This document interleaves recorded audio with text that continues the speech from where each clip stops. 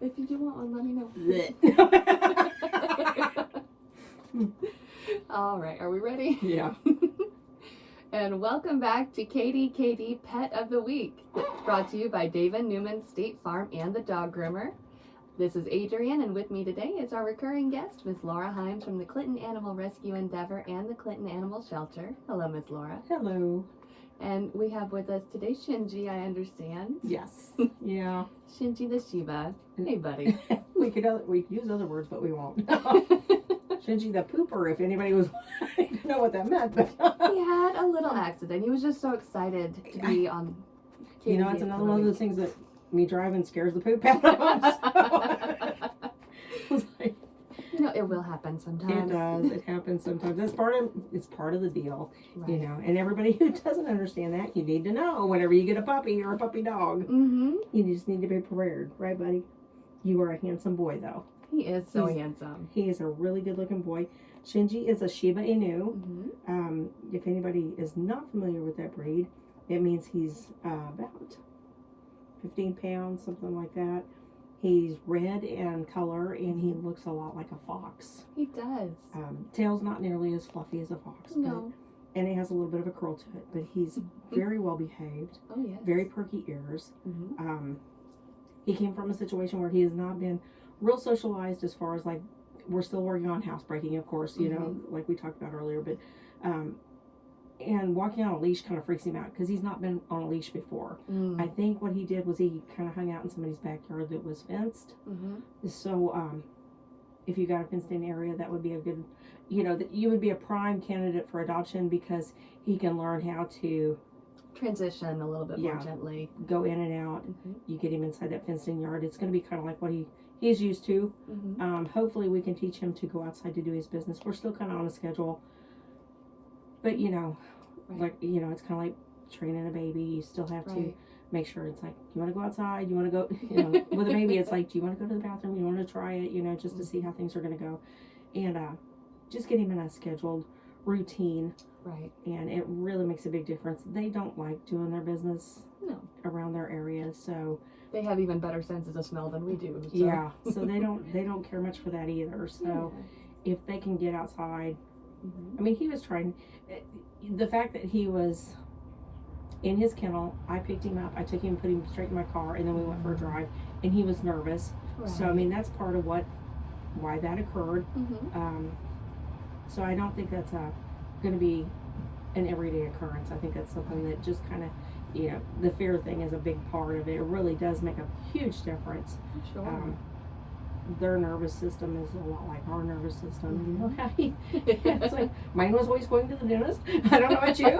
You know, it's like, I don't want to go to the dentist. You know, I'm talking when I was like 5. I'm not talking like now, but it's like, no, I don't want to go. Right. So, you get that upset tummy sometimes when you get nervous. And it does.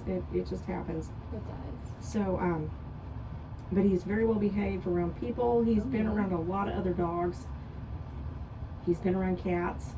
I think he's going to be fine around anything that you put at him, as long as he's not the one picked on. You know, I think that's the only scenario you'll have that will be bad.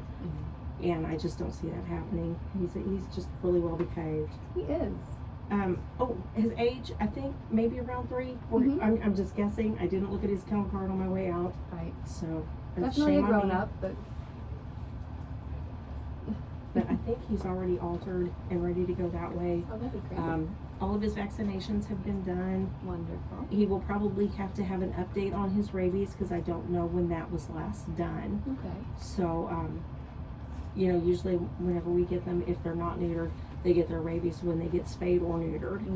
Just so it's, you know, it's all done at once. Right. We don't have to make several trips and they don't have to endure a lot. Right. You know, because it is kind of upsetting to be out and about doing things that's different and scary, and kind of like going to the dentist when you're a kid. Or going to the doctor or any of that kind of stuff. Anything that just kind of makes you a little nervous and changing the routine and something unfamiliar. Yeah. Hey, buddy. Hey, Shinji. So he's going to be scheduled for the rabies, and if he has to be neutered still, I don't know. But we'll get all that scheduled together. If you're interested in adopting him, please come and check him out. If you have any other dogs, please make an appointment. We can see how they interact together. We've got giant play yards where we can, it's a common ground. I know a lot of times if you take someone home, your dogs are already like, this is my house, this is my yard. So it's better for them to be introduced on something that's neutral territory. Neutral territory, exactly. So there aren't any aggression problems or anything like that. And then you just slowly introduce them when you bring them home. It's like, this is your new brother, your new sister. So then you've got a few days, a few weeks to get everybody used to each other. There's always that adjustment. Yeah. The pecking order, they call it. Yeah. I mean, same kind of thing where, you know, somebody's going to pick on somebody else. Right. you just can't let it be to an extreme, you know? Right. A little bit of picking is fine, but the I'm going to kill you is not a good. Right. That one's not okay. So we like to introduce everybody first. I don't know if his adoption fee would be the $75 or the $150. I'm not sure how long our special's going for, or if it's even still in. I'm kind of falling behind. I'm not sure what is today anyway. One of those things. I think I saw it through the month of April, unless I read it wrong. Okay, Facebook, so. I'm glad you're reading it. I haven't even been on Facebook in I don't know how long. So anybody out there that's trying to contact me, I'm sorry, just give me a call. So, but it's been a lot going on. It really has. It's like it gets warm out and all of a sudden everything goes sideways. That sounds about right. But we have a lot of dogs right now. We have had a lot of adoptions, which is good. That is good. And I noticed that Thursday the 11th was National Pet Day. Pet Day, yeah. So we're still close to National Pet Day, so just extended a couple more days and Sure. come down this weekend and check him out. Mm-hmm. Please call ahead, you know, just so you can make an appointment.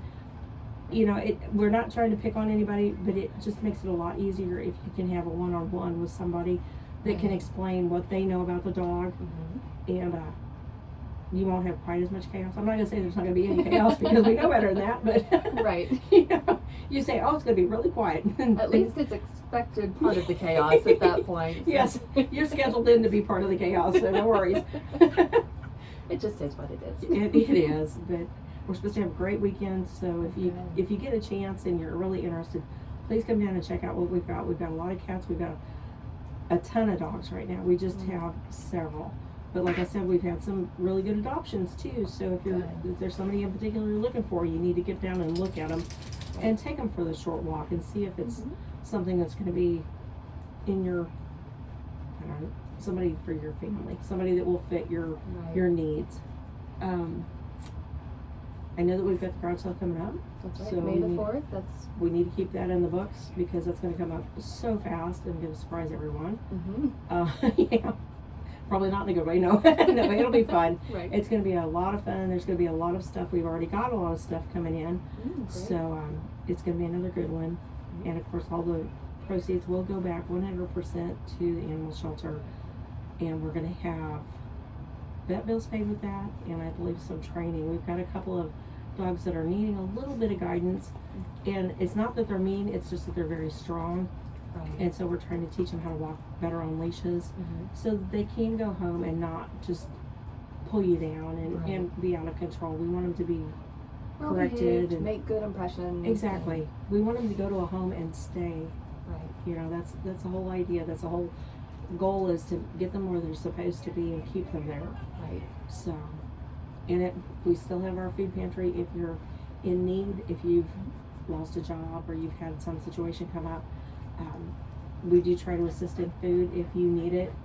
And then, you know, if you can pay it back when you're back on your feet, that would be great. If you can't, well, we understand, you know. There's just a lot of things that come up. So, but I think that's about everything I've got. Okay. Other than a messy car. So sorry, Miss Laura. No worries. It's part of the deal, you know. That's why we carry the box of Clorox wipes everywhere we go. Very important. It is very important in my job. So, Shinji, you are so handsome. Isn't he cute? He's a beautiful dog. And I really do think as soon as he gets to where he's comfortable and relaxed in a home setting, he's going to bond with somebody, and he's going to want to impress them by doing the outside business, going for walks. He already does the prance every now and then, but then he gets scared and he kind of wants to do the belly crawl. So the whole walking thing is still a learning curve, but he's going to do really well. I have no doubt. He's got that smart, alert, eager to please kind of vibe that once he gets settled in and figures out, like, oh, this is what you want me to do. I got it now. Yeah. Yeah, that kind of thing. So. Mhm. Yeah, I don't think it'll take very long. I really don't. They're a smart breed anyway. Well, I haven't met too many that weren't Right. pretty sharp. When they, everybody seems to think I'm just making this up, but I'm really not. When you come from a shelter and you get into a home, Mhm. it's like it's such an eye-opening experience for them. It's like they want to do everything they can to stay in that position where they're not Mhm. needing food, they're not needing shelter, they're getting everyday attention and getting to go for walks and being petted and loved on. Mhm. They try really hard. Right. So they know they've seen the bad side of it and they don't want to go back. Right. So, and I'm not saying the shelter, I'm saying Right. before they get to the shelter. Because we spoil them. I'm sorry, but we do. Right. It's like you've had a really crappy upbringing here. Have some more dog bones. So. I've seen the McDonald's cheeseburger day and tater tot day, I think. Yes. I think there's a burrito day, the breakfast burrito day there too. So. It's like, and just so everybody that's out there is listening doesn't think that we're out there spending funds this way. Right. Everybody donates that stuff. Right. So it's like whoever's got that day is usually $20 short, Right.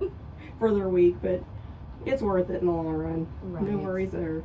We just won't go buy a cup of coffee or something next week. Right. So.